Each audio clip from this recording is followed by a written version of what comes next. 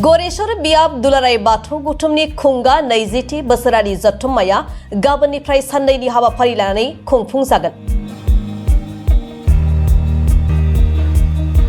गरेश्वर बियाब दुलाराय बाथौ गौथुमनि खुंगा 20थि बोसोरारि जथुम्माखौ तामुलपुर जिल्लानि सिङाव थानाय बिहुराम बर' गोजौ फरायसालि आरो बरकुस्ला एमबि फरायसालिनि गेलेग्रा फोथाराव 3 आरो 4 जानुवारि खालि साननैनि हाबाफारिजों खुंफुंनो साखाफारा।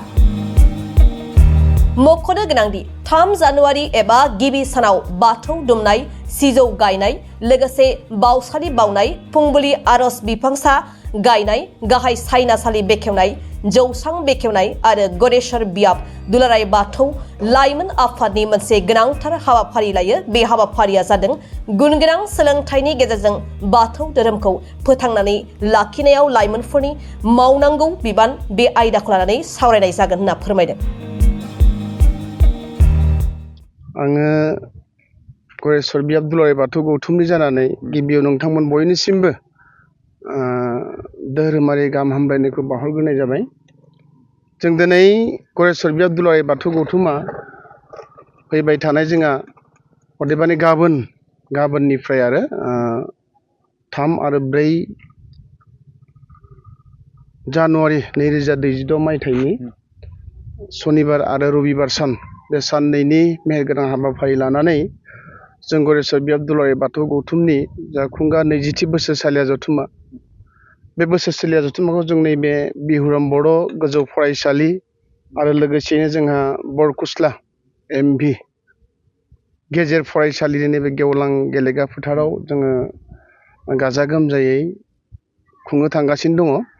दा बेवहाय जोङो गिबियाव आङो बियाब गौथुमनि जानानै जोंनि गरेश्वर हालामनि गासै रायजो राजा नोंथांमोन बयनिसिमबो खावलायनाय, खुलुमहरनाय, बे जोंनि बर' हारिनि धोरोम बे बाथौ धोरोम, बे बाथौ धोरोमखौ मान होनानै जोंनि नैबे जा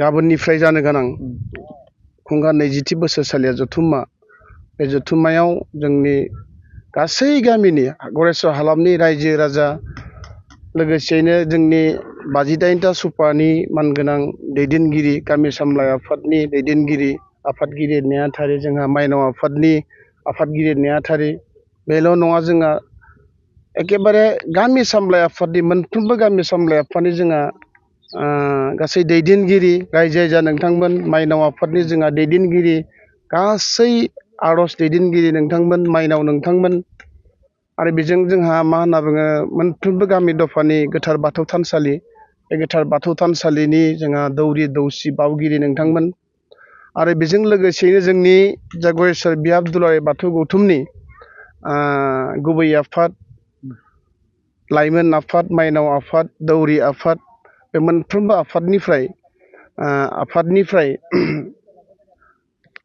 आफादनि जानानै जोङो बेखौनो खावलायनो सानो, जाहाथे बे हाबाफारियाव जोंनि गिबि साननि हाबाफारि जा सनिबार खालि, बेवहाय जोङो गिबि सानाव जोंहा माखासे जौस्रां बेखेवनाय, सायनासालि बेखेवनाय, नङा होनब्ला, बिदिनो जामुंसालि बेखेवनाय, दा बेफोर हाबाफारिखौ जों गिबियाव जों दैदेनलांगोन। दा बेनि उनाव जोङो जोंनि नैथि हाबाफारि होननांगोन, बेयो बिफांसा गायनाय, बे हाबाफारिखौ जोङो आबुङै मावफुंलांगोन। दा बेनि उनाव जोंहा बिफांसा गायनायनि उनाव जोङो मोनसे एकदम गोनांथार सावरायमेल गरेश्वर बियाब दुलाराय बाथौ गौथुम लाइमोन आफादनि, दा बेवहाय जोङो मोनसे गोनांथार आयदा लादों। बे जाबाय गुन गोनां सोलोंथाइनि गेजेरजों बाथौ धोरोमखौ फोथांना लाखिनायाव जोंहा लाइमोन सेंग्रा सिख्ला बिथांमोननि, लाइमोन सेंग्रा सिख्लाफोरनि जा मावनांगौ बिबान। दा बेवहाय जोङो बे सावरायमेलाव जोंहा गाहाय सावरायगिरि महरै जोंहा दुलाराय बाथौ गौथुमनि लाइमोन आफादनि आखान्थि आफादगिरि मानगोनां रितेन बसुमतारी फ्रम राङापारानिफ्राय, आरो लोगोसेयैनो जोंहा दुलाराय बाथौ गौथुमनिनो बारग' बोसोनगिरि, आथिखाल बिथाङा कमुरिकाटा आउटपस्टनि इनचार्ज राजेन बर' सार, बिथाङाबो सावरायगिरि महरै बाहागो लाफैगोन। बेजों लोगोसेनो जोंहा जोंनिनो गरेस्वर फरायसालिमानिनो बारग' लेङाइ गोरायुं बर' बिफाननि गाहाय फोरोंगिरिमोन बिथाङा लोगोसेयैनो बारग'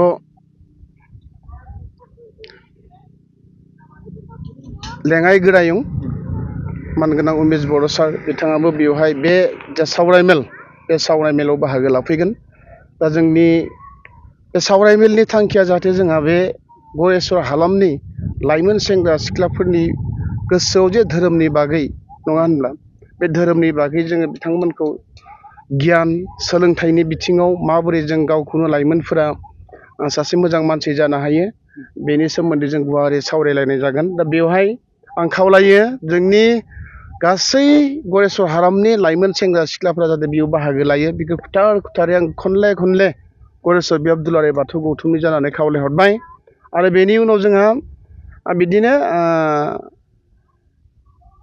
बे सावरायमेला जोबनाय लोगो लोगो 3 आरो 4 रिंगानि गेजेराव जों गरेस्वर बियाब दुलाराय बाथौ गौथुमनि जा थान्दै मेल बे थान्दै मेलनि मुं थिसननाय हाबाफारिखौ जोङो जागायगोन। दा बे थान्दै मेल मुं थिसननाय जोबनाय लोगो लोगो जोङो मोनाबिलिनि 5-6 रिंगानि गेजेराव जोङो गरेस्वर बियाब दुलाराय बाथौ गौथुमनि जा थान्दै मेल बे थान्दै मेलखौ जोङो दैदेनगोन। थान्दै मेलखौ जों जागायगोन। दा बेवहाय जोंहा देग्लाय बोसोराव गरेस्वर बियाब दुलाराय बाथौ गौथुमा जोंहा गौथुमनि संबिजित कनस्टिटिउसनखौ नायनानै बिनि जा बैसो 3 बोसोरारि बियो फैगोन गाबोननिफ्राय गाबोन सनिबार आरो रबिबार बे सनिबार रबिबाराव जोंनि गरेस्वर बियाब दुलाराय बाथौ गौथुमनि टार्मसआ जोबहैगोन।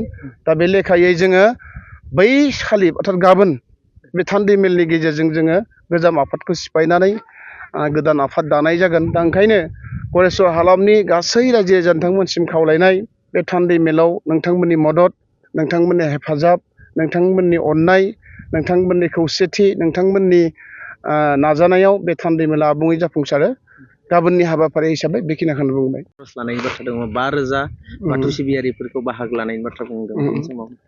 बे नंगौ जोंहा जोंनि जा नैथि साननि हाबाफारि दा बेवहाय गिबि हाबाफारि हिसाबै जोंहा धोरोमारि फिरफिला बिरहोनाय बेनि उनाव जोंहा रुंसारिफोरनिसिम बिबार बावनाय बे हाबाफारिया जोबनाय लोगो लोगोनो जोङो गौमा आर'जखौ बेवहाय लानाय जादों। दा बे गौमा आर'जआव गरेस्वर हालामनि जेसेबां रायजो राजा दङ बेवहाय बे गौमा आर'जआव बाहागो लाफैगोन।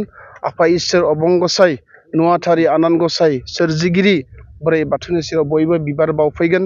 बेवहाय जोङो बे गौमा आर'जआव जोङो खमैबो 100 खाम दामनायनि जों मोनसे सिन्था सरसा खालामदों अलरेडि। दा बेवहाय जोंहा बोसोन बिबुंथि महरै जोंनिनो आसाम आयेन आफादनि मानगोनां बुंथिगिरि आसाम लेजिस्लेटिभ एसेमब्लि श्रीजुत बिस्वजित दैमारि सारा बेवहाय बोसोन बिबुंथि लाखिफैगोन। दा ओंखायनो रायजो राजा नोंथांमोननिसिम खावलायनाय बे जिथुनिखि जोंनि जानो गोनां गौमा आर'ज बेवहाय गासै 58टा सुपानि न'खरफ्रोमबो माइनाव रायजो राजा दौरि बिथांमोना बाहागो लाफैगोन। दा ओंखायनो आरोबाव नोंथांमोनसिम खावलायनाय जाहाथे बे गौमा आर'जआव जोंनि धोरोम जा बाथौ धोरोम बे बाथौ धोरोमनि जा जिथुनिखि मोनसे आब्रुथि दा बेवहाय नोंथांमोना नुनो मोनगोन। दा ओंखायनो रायजो राजा नोंथांमोनसिम खावलायनाय जाहाथे नोंथांमोना बे गौमा आर'जआव बाहागो लायो। बाहागो लानानै जोंनि जा आसाम आयेन आफादनि जोंनि बुंथिगिरि मानगोनां बिस्वजित दैमारि सारा माखासे धोरोमनि बागै मोजां बिबुंथि होलांगोन। बिथाङा फैगोन।